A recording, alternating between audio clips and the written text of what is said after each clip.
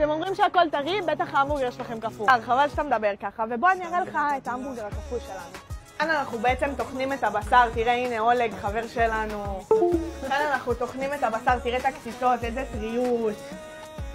למה הפסקת לטחון, אולג? אמרתי, אני אתוך את זה, נשים פה ויהיה בסדר. לא! שוב. יקר, בוא תראה, אז תראה, זה אולג, תגיד שלום לאולג.